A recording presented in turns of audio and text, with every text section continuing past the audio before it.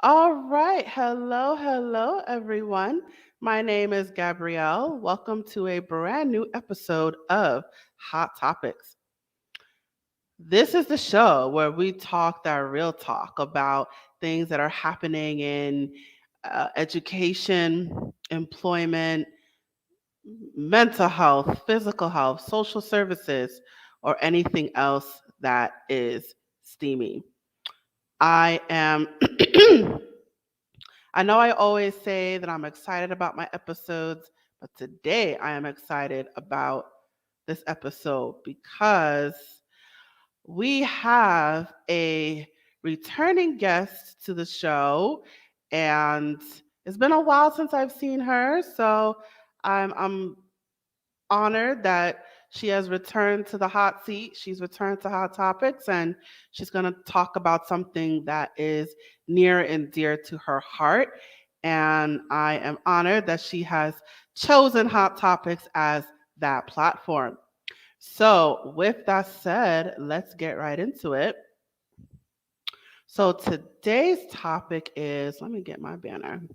So, the banner today, not the banner today, but the episode today is teacher trauma. Why self care is so hard to access. Um, so this is an interesting topic when my guest presented it to me, and I am interested to hear her perspective on this. So it's hot topics, right? So let's see where this goes. So that is our topic for today, and I am looking forward to this discussion. So let's get right into it. So my guest today, she is a returning guest. Her name is Carrie Myers, and I want to tell you about her. Matter of fact, no, I want to remind you about her. So let's do it. Who is Carrie Myers? Let me remind you about who she is. So, Carrie Myers is passionate about inspiring educators to invest in themselves. After spending 13 years as a classroom teacher, Carrie started this is the word I struggle to say, empowering educator, a virtual, soul-centered, empathetic solution for educational and emotional support. Her goal is to create communities of care to help educators make real progress toward their goals of advancement, fulfillment, and balance. She intends to support educators through individual and group sessions so that they model positive qualities for their learners. It is her most fervent wish that educators receive the respect, space, and coaching they need so that education once more becomes synonymous with joy.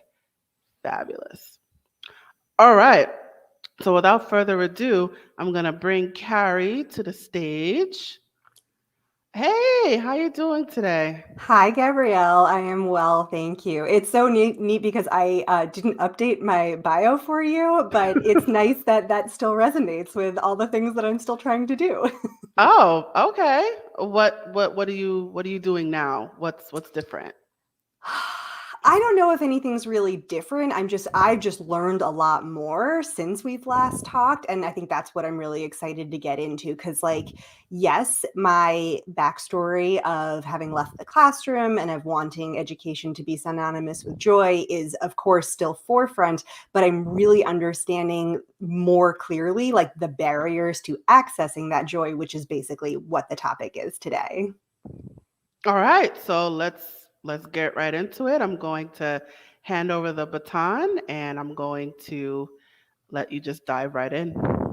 Sure. So I have been in a program for the last 4 months through NARM Training Institute, which is the Neuro-Effective Relational Model. And it's all about how we not only use psychotherapy, but also somatic processing to understand our past traumas in a present tense environment. So the title of this, teacher trauma, might have a couple people I'm not really sure what that means. Um, and It's interesting because it kind of goes back even farther than what I realized, which is that most teachers go into education because they have been attuned since childhood to other people's needs rather than their own. So this idea of teacher trauma, we've had developmental trauma as we've grown up, which has meant that we have stopped attuning to our own needs. And people who identify with this survival strategy, because in order to survive as an infant, you're dependent on the caregivers around you. So if you've grown up attuned to their needs rather than your own, then you tend to go into caregiving professions. So these are people who are psychotherapists and teachers and social workers. They find themselves in a position of caring as opposed to caring for themselves. And we know that teachers don't ever take time for themselves. Like, Gabrielle, I said that I might ask you a couple questions, but like, when's the last time you took time for yourself and took time off from your busy life as an entrepreneur? Um, I would say very rarely. It is a work in progress. I definitely need to take time off, and I think it's one of those things about being an entrepreneur is that, um, or maybe I could just speak for myself, but I feel like I'm working 24/7. So even if I'm not physically working, my mind is working. So it's like my brain is racing all the time. So I guess in terms of like stopping myself when I find like it gets too much. I mean, I have moments, but then it's like it's like an engine, like it just turns back on again. So basically, what I'm saying is it's a work in progress. Yeah, no, and I think most people who are hearing this, who are in the caregiving profession, will identify with that. They're like, "Oh, I should do this, right? I need to do this." And there's a lot of shame when we talk about should, and that's because we have identified with this caregiving role so much so that we are completely oblivious to our own needs. And so this was something that really kind of came to a head for me personally, which is why I left the classroom, which was that I got to a point teaching during the pandemic where I set good boundaries. Like, I wasn't going in too early, I wasn't staying too late, I wasn't responding to emails outside of classroom time, like the boundaries we should have as educators, but have largely been ignored in the education system. Um, and all of the time, and I'm saying all of the time outside of school, was coping mechanisms for the stress of my job. And once I realized that, I was like, whoa, this is not okay. Like, I shouldn't have to spend all of my free time just unwinding from the trauma and the pressure that I put on myself in my role as a caregiver, but then is reinforced in this system where we work, where it's kind of expected that we're going to go above and beyond. It's kind of expected that we're going to do unpaid labor because it's for the kids, right? And yes, that's absolutely 100% true. But we keep hearing this thing that's like, teachers need self-care. You can't pour from an empty cup. And like, theoretically, which is I think what you were getting to, Gabrielle, is like, you understand it, you know it. But then it's that step to actually doing it that's really, really challenging. And this is more complicated than it sounds like on the surface. So, on the surface, you're like, okay, teachers don't take care of themselves because they're busy caring about other people. Let's just give them a day off, or let's like cancel a meeting or whatever. And that's all well and good. But then, just like you alluded to, Gabrielle, your mind is going 1,000 times, 1,000 miles a minute, thinking about all the things that you need to do. So even if you have that time, you tend to use it to do something else that's going to like further your goals. And this is what's called efforting, which is basically thinking you can like do your way out of something or do your way into something, like effort your way into something or out of something, where when we've been so attuned to other people's needs, instead of doing something about it, what we actually need to do is like be still and start to notice our own needs, which for most of us has been a lifelong pattern of not doing that. And so you can give educators time, you can give them days off, you can give them gift certificates or wine or whatever the thing is that the school's going to do. But if you're not actually teaching teachers how to take care of themselves, then they're just going to use that time to like get caught up on planning or, grading or whatever. So in order to like undo this, it's the first level is to become aware of our own needs, which sounds like it should be easy, but it's not. Like if we sit here right now, like we'll do an exercise right now, like if you just sit here, most people get really uncomfortable after about 3 to 5 seconds of silence, and their mind is going to the next thing, and they're thinking about what they have to do, or they're feeling some sort of regret from the past or anxiety about the future. So staying even present for like a couple of seconds to like actually see what's going on in our bodies is really tough, because we have been conditioned basically since we were very young to care to others.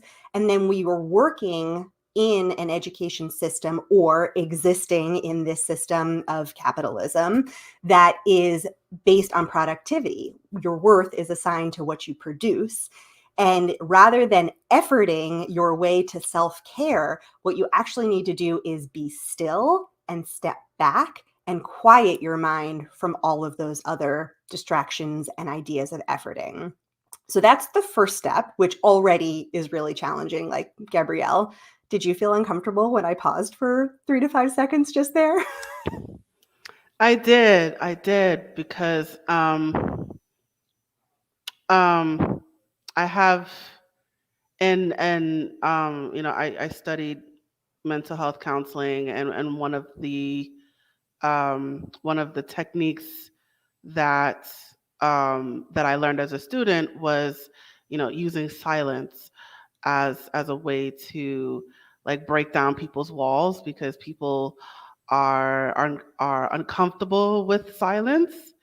It's like it's like, I don't know how to describe it. I think it's we fill our minds with noise, and so when it's quiet, it's like it's a way to look inside yourself in a way, and it's a way to get into your subconscious when you eliminate all the noise. So you may not want to things to come out, I think, or it might be a way of the way that we like repress memories is filling our minds with noise. So when it's quiet, that's in a way that's when your true self comes out, and you may not want that to come out. I know I'm getting all scientific, but I think that's what I remember about the thing about silence is people are uncomfortable with it. So yeah. When you were quiet, I was like, whoa, well, it's too quiet. Yeah. So Yeah, it's too quiet. And I like what you just referenced about like sort of your true self coming out, or maybe those repressed thoughts or those repressed needs. And that's where I really am super interested, is in figuring out what those needs are. I know for myself, oftentimes when someone asks me, like, what do you need? I'm usually like, I don't know, whatever, like whatever you want. It's easy. I kind of have this affect of being this easygoing,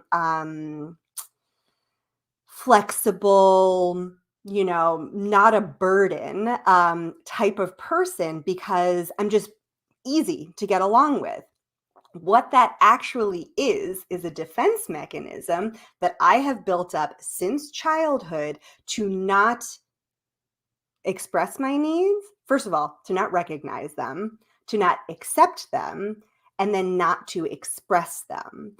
And this is where this idea of just giving teachers time or just giving them, whatever perk only can go so far, because even if you get those things, it doesn't mean that you're going to use them. And if you use those things, it doesn't mean that it's actually going to fulfill you or give you joy. Because we have become, and again, I can speak for myself, but I think a lot of people will resonate with this idea of it being challenging to access our needs because we've adapted to this environment where our needs don't really matter, right? Like so many teachers, probably get to work early, stay at work late, are responding to emails until late at night from parents. They're grading, they're planning on the weekends, and they never take time for themselves. So the system reinforces it. But even if you take away all of those things and you give teachers time, what they're probably going to do is they're going to fill it with other things that they can do to either be helpful or to, potentially serve in another caregiving role, which is what I found that I kept doing. And this is because we've learned to adapt to want no more from the environment than what is available. So if we live in a school, if we work in a school environment where, we've got 3 different preps, sometimes 4, sometimes 5. You've got like maybe a planning period, maybe a grading period. All of those times are usually filled with meetings, or they're filled with, meetings or phone calls, or you fill it up. So what ends up happening is that we never actually know what to do when we have that time. And if we do have that time, we've learned that it's better not to know our needs rather than know them and never have them be fulfilled. So this is the part that I feel kind of gets tender when I think about it, is the fact that if someone asks me what I need and I know, a lot of times I'll get this like teary feeling or like this tightness in my chest or my throat because expressing my needs feels humiliating or it feels scary. So, what becomes easier is just to attune to the needs of the person around me rather than actually getting my needs met. And even if on the surface, that's like, oh, Carrie's just the friend whose shoulder we cry on, or we call her for advice, or she'll tutor, or she'll babysit, or whatever. I will do all those things willingly, and I love all of those things. But I have from the past, and I'm continuing to unlearn how to have those boundaries for my own energy and my own wellness. And also, if someone is actually giving me the opportunity to be like, well, does this work for you? Actually pausing and checking in and seeing, oh, is this something is this a safe place? Is this a safe person that I can actually express my needs and ask for what I want? So it has come to a point where even if we have it, we don't necessarily know what to do with it. And then even if we get to a point where we are safe enough to express it, we haven't really had the opportunities to receive. And so we tend to push away those opportunities for receiving. It sounded like you were about to ask me something, Gabrielle, if you wanted Yeah, to come back yeah. I on. Yeah. wanted to jump in. We actually have some public comments. I just want to make sure we get Ooh. them in. So this one here is from a friend of mine, Dr. Somerville. Hi, Dr. Somerville. She said, great topic. Thank you for the question.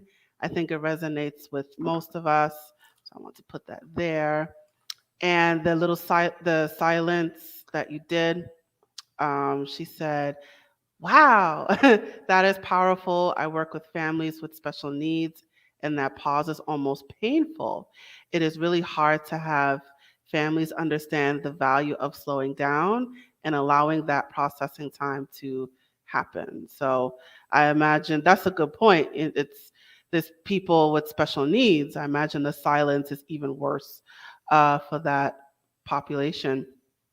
And she posed a question I wanted to see if you can answer. How do you help people shift their mindset to even begin to value or understand the need to pour into themselves? Thank you so much. You said Dr. Somerville? Yes. Thank you so much, Dr. Somerville, for your poignant just observations and then your question. So the first thing I want to say is that, yes, the pause can be painful. And I don't know anyone who's watching either now or in the future if you practice meditation. And people will often say like meditation is the first step towards gaining this awareness, which is the case. And it doesn't have to be through meditation. Some people can find this through walking, or maybe playing cards, or like solitaire, or cooking. It could just be a time where you're kind of in flow and you're not actually actively thinking about what's to come or what just happened. So you're not focusing on the future and you're not focusing on the past. You're really just focusing on the present. And the fact that you mentioned that the families had a hard time doing that, it's because it's ingrained in all of us. I alluded to the system, like we all live under a capitalist system where these values of just productivity and going are highly praised, and silence and stopping and pausing is lazy, unproductive, or just useless. So that's the first thing, is like understanding that. And then to shift their perspective or their mindset is realizing that we live in this system where this is always going to be an issue, right? I talk frequently about how the system is never going to change.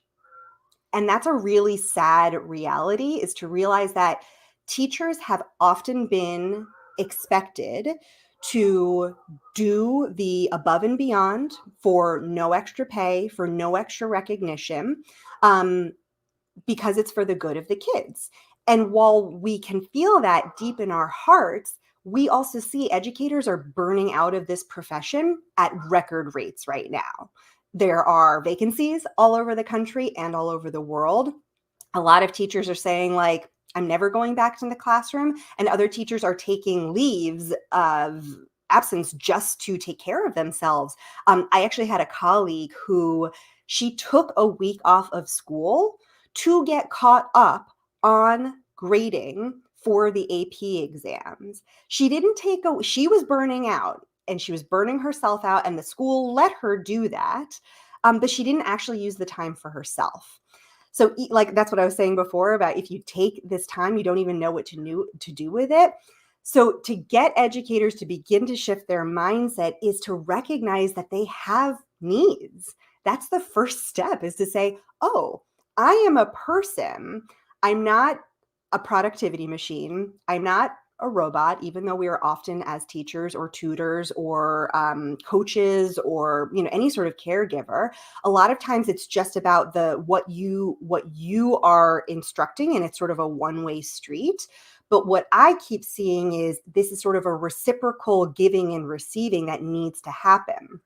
And I know that I've often had in the past conversations with my students where I'm like, hey, listen, I'm putting in all of this effort to make these projects interesting and have these assignments be relevant to you. And I'm not getting the same thing back from you. So either that means I need to work less or you need to work harder. And we always had to kind of like give and take to find this happy middle ground.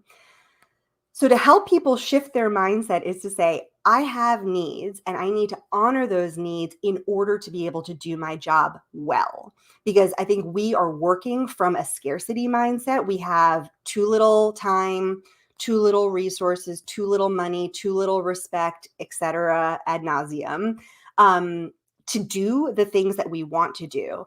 And my challenge is to imagine what it could be like to exist in this system that isn't going to change, by shifting our own awareness to our internal space to say, I have needs that are just as rightful to be fulfilled as anyone else in the world. So I have to get to this point where not only do I begin to even recognize them through the silence, through the pausing, through the not overscheduling and not overworking, to then be able to say, okay, this is what I need, then to feel safe enough to express that. And then this is the part that I find really interesting, is that our nervous system, because we haven't ever been in the practice of attuning to and expressing our needs, even if we get to a point where we do that, we don't necessarily get to receive it because we haven't practiced that. So receiving it feels really uncomfortable, whether it's a compliment or a gift or time or whatever. We need to be able to say, I am worth this. And in order to do this, and in order to feel safe with this, and in order to train my nervous system to say, hey, it's good to attune to my needs, it's good to express them, and it's good to receive, you have to be able to then celebrate the fact that you did that and savor the fact that you did that. And that feels like something that is often pushed aside. It's like, again, I talked about this efforting before. You feel like you need to do. But sometimes it's just a matter of stepping back and surveying and saying, man, I looked at what I needed. I expressed what I needed. I received what I needed. Good job. And it's a process. This is a lifelong process for many of. That's why we got into these professions, that we have to slowly undo by going through this process of identifying, expressing, receiving, and then celebrating and savoring. So thank you so much for your question. Awesome. Awesome. All right. So now I'm wondering, I also feel like there's a savior complex as well, in that, um, and maybe it's just me, like we, when teachers are, or any educator really, when they're working with kids in, let's say, disadvantaged neighborhoods or low income, or a lot of the kids tend to be, minorities, people of color. There might be like a savior complex in that, I want to do more for them because they don't have the advantage, or they're under advantaged, or they're unrecognized, they're undiagnosed, they're cast to the side. No one really cares about them. And I'm wondering, that can also, because I think before you were talking about self trauma, but I also think there's like a cross trauma or an other trauma. I can't think of a word for it, where it's like I have to save these kids because no one else will. So I'm Yeah. wondering if you could speak to that. Yeah. I would say that savior complex is, I mean, you specifically mentioned, sort of under-resourced and disadvantaged communities. And this is the systemic issue that goes on, which is that people are kind of thrust into these situations. I'm thinking particularly of programs that will put teachers in for 2 or 3 years just to get certain quota met, and then they train them for that amount of time, and then afterwards they're like, "Good luck, you can do it." What ends up happening is that because those systems are oftentimes breaking down from the hierarchy and the communication and the systemic history of disadvantage. I think about the racial disparities, socioeconomic disparities all over the country. You're generally taking white teachers, putting them into these situations. So these people who come from most likely different backgrounds, definitely more privileged backgrounds, regardless of socioeconomic status. We know that race is something that is inherently privileged for people with white skin versus people with dark skin. And when these people come in, and I also have to say that I have experience in this. My first job out of college was teaching in DC public schools. So here I am, a 22-year-old white woman coming into a classroom of primarily Black and Hispanic students and trying to teach them French. And they're like, how is this even going to be useful to me? So when I think about my time in DC public schools, I think about how I was coming with this understanding of my own experience in the education system, which was incredibly more privileged than the situation in which I was teaching. And now that I understand a little bit better about sort of the systemic inequalities that have happened in inner city, particularly like a school district like District of Columbia public schools, I realized that like I was woefully underprepared to support these students in the way that they needed. I was giving them instruction from my background, which was completely different than theirs.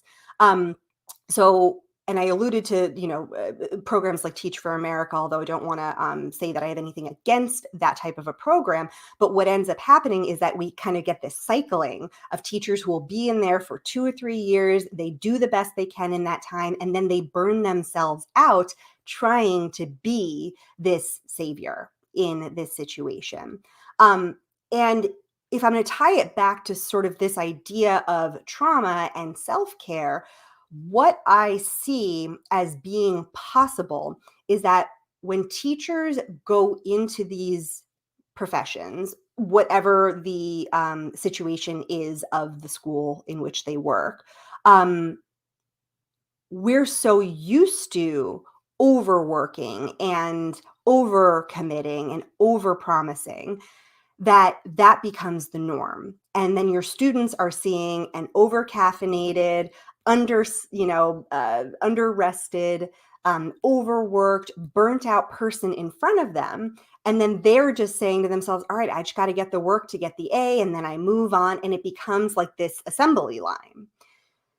By centering our own wellness in a system that is inherently traumatizing because it is under this capitalist society, which is under the umbrella of white supremacy and patriarchy, we are, I forgot how I started that sentence, but basically, if we are able to center ourselves and show a well teacher in front of the students, and we are showing them what is possible in terms of achieving a balance in a system that isn't going to change, I wonder what might be possible that way. So rather than going for the overachieving and the efforting, I'm wondering what it would look like to do less of the efforting and more of the being with the students, being with their situations, working with them where they are, as opposed to trying to achieve these unrealistic expectations that are set on teachers from central government that don't actually know what happens in the classroom. Hmm. That's interesting. So now, I'm wondering, um, it's a lot of, it sounds like it's a lot of emphasis on the, the educator, implementing self-care practices, but, to play devil's advocate, why can't we, like, why is this profession so traumatizing in the first place? Like what, I feel like a lot of it is systemic in terms of, might be quotas, deadlines, 30 kids to a class as opposed to 15, so why not put more emphasis on changing the system? I would love it, Gabrielle, if the system changed. I think there are schools that have changed. I know that when I first heard about schools that didn't do grading or didn't do, separate instruction for like history here, English here, uh, science here, and they kind of did more of an interdisciplinary, immersive environment type. I was like, oh, those are just those hippy dippy schools. Like they can get away with it. And then I thought to myself, but if they can do it and they're accredited and these students can still go to college as a result, like What's stopping all of the other schools from doing it and from doing it? And the answer is the system. Like the way the system has been set, it's not conducive to personal growth and the humanization of both teachers and students. So capitalism is all about productivity. Your worth is tied to your productivity. And if you think about how schools are set up, it's all about progress. It's all about productivity. It's all about what you do that earns you a certain place that then qualifies you for the next thing and the next thing. And what we end up finding is that students who come out of like a very rigorous, so let's say college preparatory, middle and high school kind of situation, they get to college, they do the thing, and they're checking all the boxes, but they're not actually in tune with what they want. They're doing the thing that their teacher told them to do, or their parent told them to do, or that they think is going to make themselves a lot of money. And what I would say is that, we can't escape the school system, right? Like the school system is there. It has been basically unchanged for almost 200 years now, like 150 plus years now. So I have very little hope that the system as a whole is going to change. I do think that there are little pockets of examples of how something else could be possible. So what I'm saying is that while systemic change is ideal, even though in my mind it's not very plausible, what I'm saying is we're going into these professions as caregivers with all the best intentions. What we give up in doing that is access to our own needs and our own wellness, which is why teachers are burning out at a very high rate.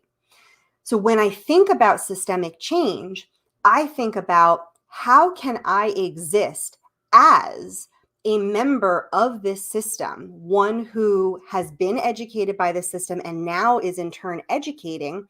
How can I stop this cycle of perpetuating this capitalism, this internal just productivity measure? And how can I center wellness instead and say, hey, yeah, we have to learn some stuff in this class today. But what if we did it from a place of calm? What if we did it from a place of center, of joy, of curiosity? That's what we want our classrooms to look like. But instead, we are just striving for the next benchmark.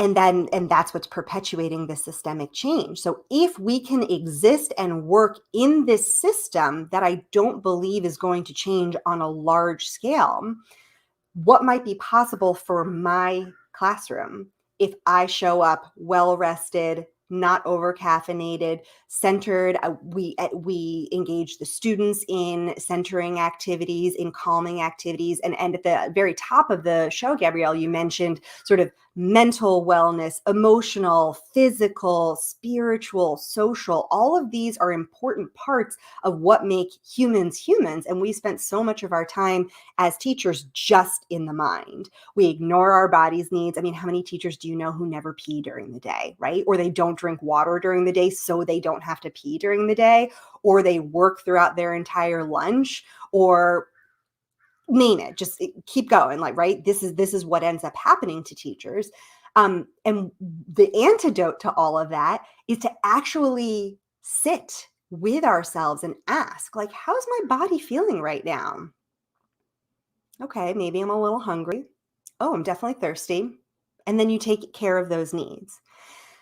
Giving our mind a break with that silence we just talked about, rather than immediately ruminating on the past or immediately projecting to the future. What if I just am with what is? I know that I find that when I meditate, I feel like my brain is exhaling, like it's been holding a breath this whole time because I've been thinking. And then when I'm just focused on my breath, it's like all those thoughts go away. Another thing to do is sit and identify what emotions are present. And being careful as teachers, we tend to pick up emotions from our students, from our colleagues, from our administration. So if we can sit here and identify, I'm feeling a little overwhelmed. Oh, that's because, my boss just told me I have this parent meeting later that might not go well. Or I'm feeling a little anger because that student who I thought I was getting to was late with their work again. I also think it's really important to kind of throughout the day remind yourself of all the supports you have. So whether it's a trusted colleague, it's a partner, it's a friend, it's a furry companion, and you can say, all right, even if things are really tough in school right now, I can go home and pet my dog, or I can go give my loved one a hug. That can really help.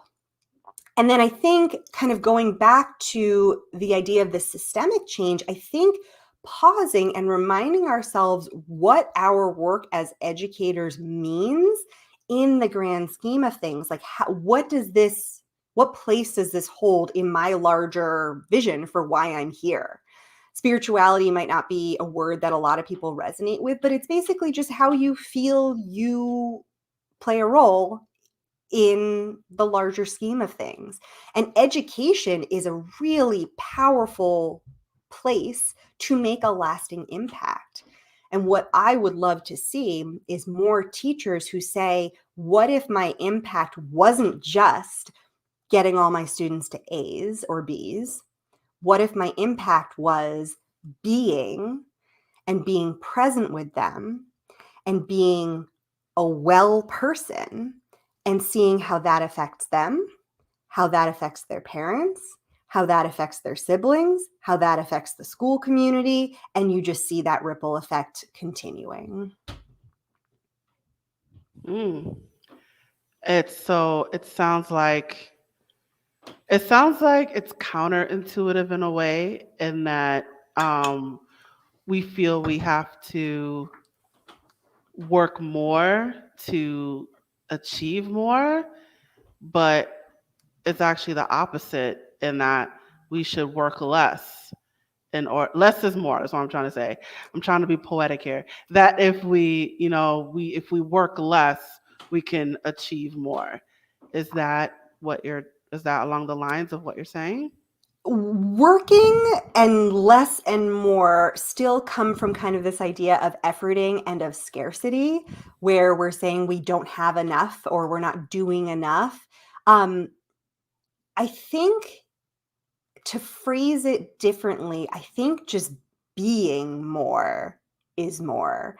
So it's definitely efforting less. So trying to accomplish something is not the same as sitting still and seeing what my internal compass is guiding me to do, as opposed to efforting for all of the external pressures that are put on me in my role as an educator, or therefore I'm putting on my students as learners.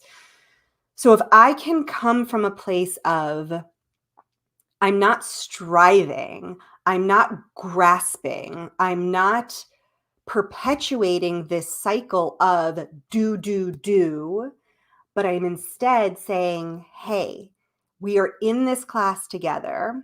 We are going to learn, but we need to do this from a place of calm, because we also know that too much stress and too much overwhelm will not yield learning. We won't be able to learn. There's a certain amount of stress that the nervous system can handle that is ideal for learning.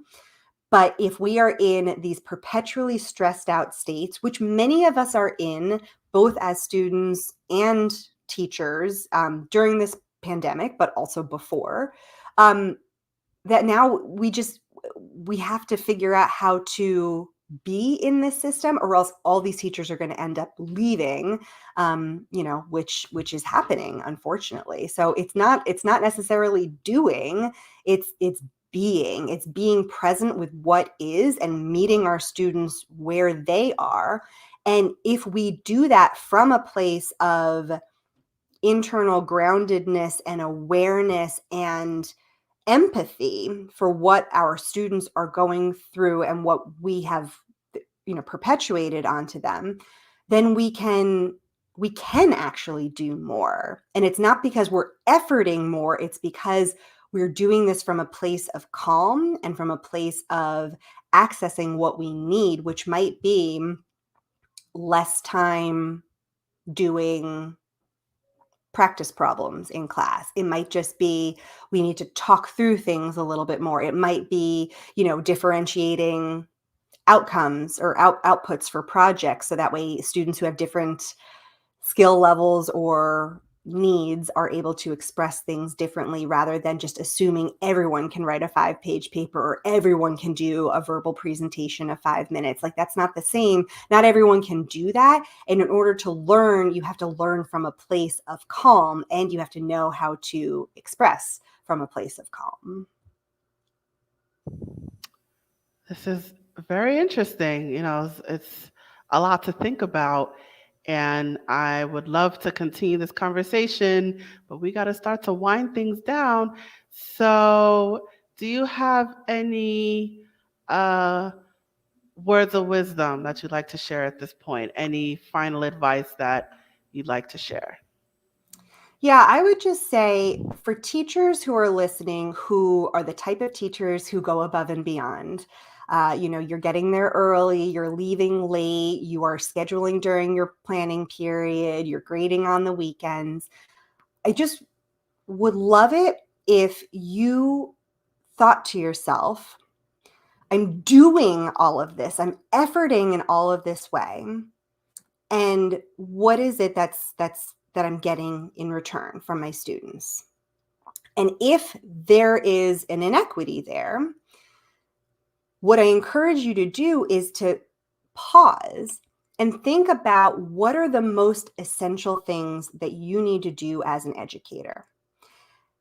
And what I have found is that most students don't necessarily remember what I taught them, but they remember me as a person.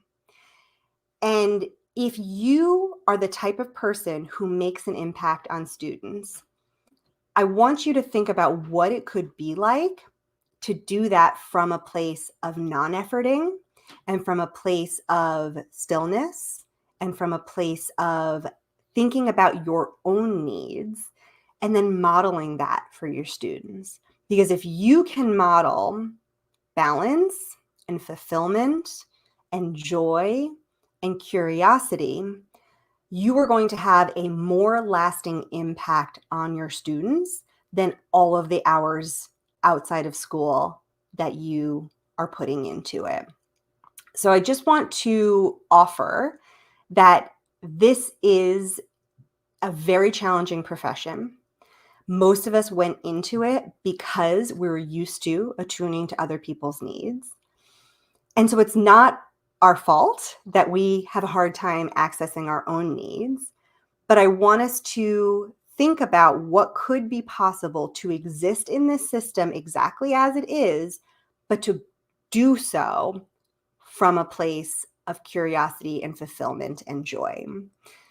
So take that moment to ask yourself about your body, your mind, your emotions, your relational supports, and your spiritual beliefs, just to see if you're really acting from a place of getting your own needs as a caregiver met.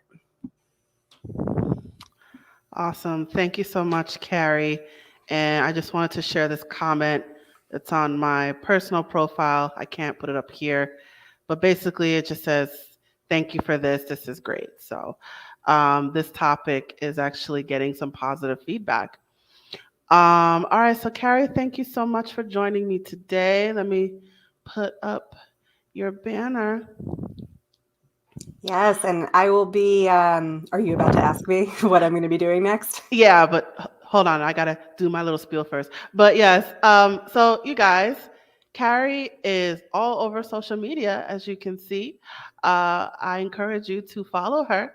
Follow her on Facebook, Twitter, Instagram, and LinkedIn. So definitely check her out and follow her on all of her social media. And she has a website, you guys. So go to her website, empoweringeducator.org, to learn more about her and her services. All right, Carrie, now tell us about your business promo. whatever you got to share. Sure. First of all, that LinkedIn link was ridiculous. I don't know why it was so long. It's just empowering educator, like LinkedIn/empowering educator, but that's fine. Okay. So yes, I'm really excited because I am going to be offering a free workshop in a little over 1 week. So on Wednesday, April 27th at 4 p.m. Pacific time, to delve more into this topic, to delve into why it's so hard to access self-care, and to get a little bit more into the mechanics of trauma and nervous system regulation, which I didn't get into today. And then doing practices to bring more wellness into our lives. So that's going to be a free workshop. All the information is going to be on social media imminently, but it is live on my website. So thank you so much, Gabrielle, for having me and for giving me this opportunity to talk about this topic that has been very near and dear to my heart. And thank you for coming on. This was definitely an amazing topic. And we got to do a part 2. There's so much we didn't even discuss. Oh wait, is that another comment? Let's see. All right. Sorry, Dr. Somerville just said absolutely fantastic topic and perfect timing. All right. So I guess we were a godsend to her, I guess. All right. So I'm glad this helped you out, Dr. Somerville. All right. So yes, thank you so much for this, bringing this topic to us. And we got to do a part 2. We got to do a deep dive into this. It's interesting. There's all this talk about teachers and them being underpaid and not getting the recognition that they deserve. And, there's always 2 sides to everything, which is kind of interesting. So was there anything else you wanted to share? No, that's it. Just that I'm rooting for you wherever you are, teacher, tutor, coach, mentor. Know that we see you, and your needs are just as valid to be met as anyone else's. Fabulous. All right, Carrie, thank you so much. And I'm going to place you backstage now. And you guys, it is now you and, let me take off her thing. And it is just you and I. So I'm going to put up my banner here. All right. And we have reached the conclusion of our episode. Thank you so much for joining us today.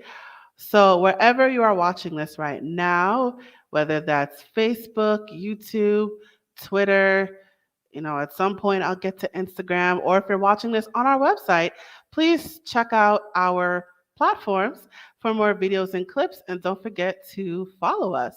And while you're at it, please let us know what you thought about this episode by leaving a comment in the comment section below or in the comment thread. I realize you can't really do that on the website, but feel free to reach out to us, contact us, let us know what you thought about this episode. I would love to receive your feedback. And as a reminder, this web series is a production of A Step Ahead Tutoring Services. So if you would like to learn more about us, our company, what we're about, what we have to offer, please check out our contact information, which is scrolling below at the bottom of your screen. But I will say our website, it is www.astepaheadtutoringservices.com. So please check that out. And I also encourage you to sign up for our email list and our texting list. You will receive, my voice is going, you will receive exclusive offers, discounts, and promotions when you sign up for these things. So I encourage you, sign up for our email list, sign up for our texting list. Those links are also provided to you at the bottom of your screen.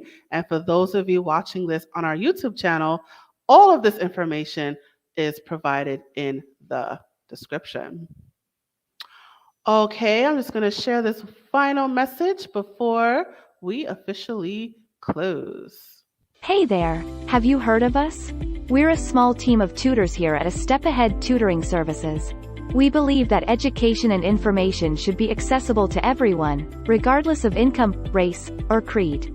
We're dedicated to making this happen, but we need your help. please consider making a donation to our company. No amount is too small. Your donation will allow us tutors to remain employed, offer free and low-cost services, put on productions like this web series, and reach out to families nationwide. With your help, we can tackle the academic challenges of our students and the emotional, mental, and behavioral changes that result from these challenges. As a bonus, we can improve our communities in the process. Support us today. Note: we're a for-profit company. We're not a charity. Your donation may not be tax deductible. Please consult a tax professional.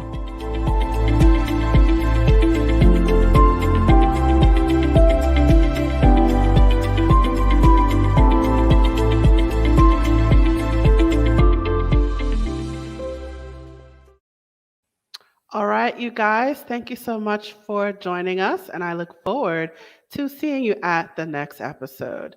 Now, I am signing off. Bye.